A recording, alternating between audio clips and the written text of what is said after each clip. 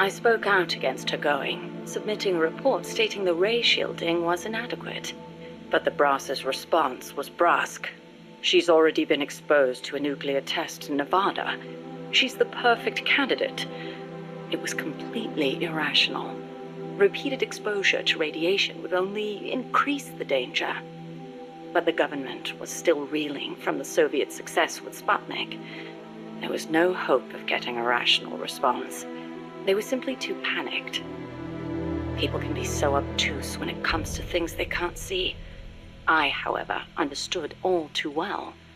Just as invisible ultraviolet radiation scorched my skin, heavy particle radiation from space would cause irreparable harm to human tissue. In a word, she was expendable. It was during the boss's pre-flight checkup that I noticed something strange on the X-ray of her skull. Part of the right hemisphere of her brain was damaged. It seemed inexplicable, given her keen intelligence and amazing physical prowess, but there it was, and I decided to report it. I hoped that perhaps my discovery of a physical defect would result in the flight being cancelled. But as I went to make my report, she stopped me. "Why?" I demanded. "How can you let yourself be their guinea pig?" Ignoring my protests, she took me up to the roof of the lab. The night sky was ablaze with stars. It was there that I learned how she had wounded her head. 1943, Los Alamos.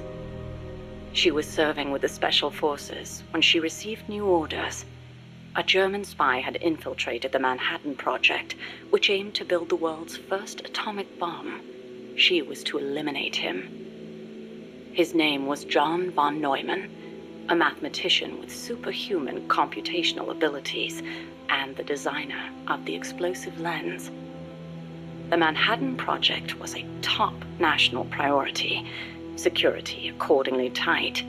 The guards couldn't be allowed to know what was going on. She'd have to slip past them and make the death look like an accident. It should have been an easy enough mission. But just before the operation, she received unexpected news. A new life was growing inside her. She was overcome with joy, and for one brief moment, it clouded her judgment. She accidentally got into a shootout with the guards, and without thinking, protected her belly.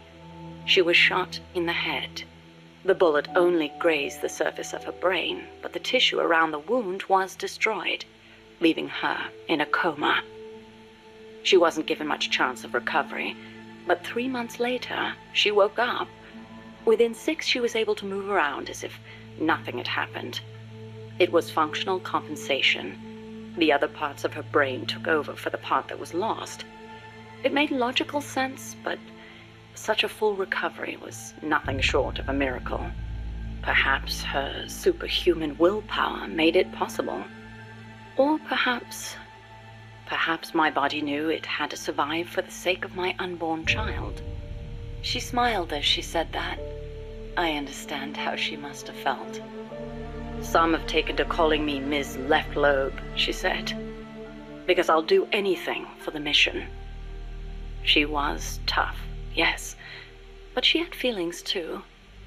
I knew that better than anyone else. As it turned out, von Neumann wasn't the spy.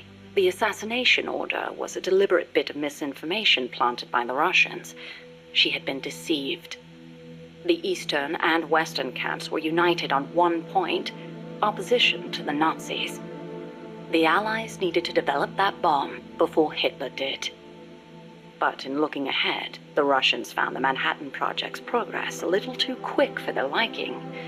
Mass production of a uranium bomb, like the one that was eventually dropped on Hiroshima, would be difficult from a material perspective. But a plutonium bomb, once perfected, could be mass-produced, and eventually even miniaturized. And Moscow did not like the idea of America having that kind of head start. Explosive lens technology was critical to the plutonium design, so the plan was to get rid of its pioneer, von Neumann.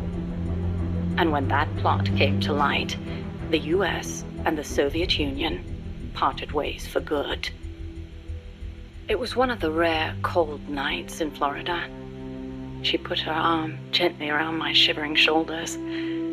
As I listened to her voice, I was wrapped in her soothing scent. I felt as if I were dreaming. Even in failure, she seemed perfect. Oddly enough, the failed assassination attempt helped preserve America's edge. A true super genius, von Neumann went on to make his mark in numerous fields outside of the Manhattan Project. Economic game theory, stored program computing. Almost all computers today use stored programs, the so-called von Neumann architecture. His death would have set back computing 10 years, and I wouldn't be at NASA doing research. I wouldn't have been there in her arms that night. I thanked the fates for giving me that chance. But then she said something unexpected. I should have killed von Neumann when I had the chance. Why, I asked. Wasn't the order a Soviet plot? I looked up at her as she began to explain.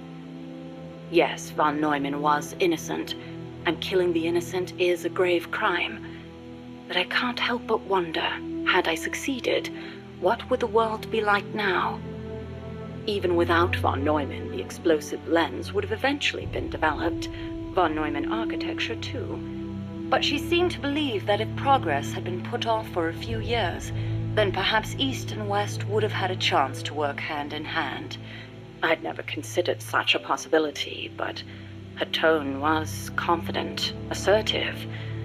It was as if she intended to make the two superpowers shake hands herself. The explosive lens was developed too early, spawning a Cold War and an endless nuclear arms race, she continued. That mission sprung from deceit, but maybe it was divine providence too. It was like she was speaking to her own child. Her large, warm hand was on my head. I failed the mission because I let the mother in me take over. I should have killed him, no matter how great the guilt.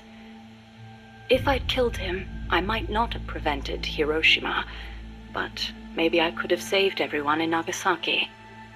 I looked up at her and saw her looking up too, up at the starry sky. Her face showed only deep remorse.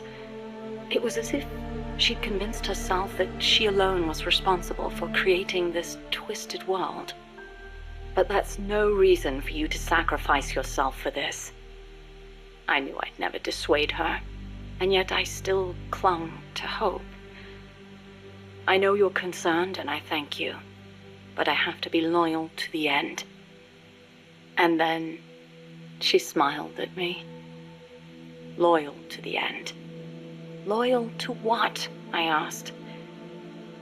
But she didn't answer.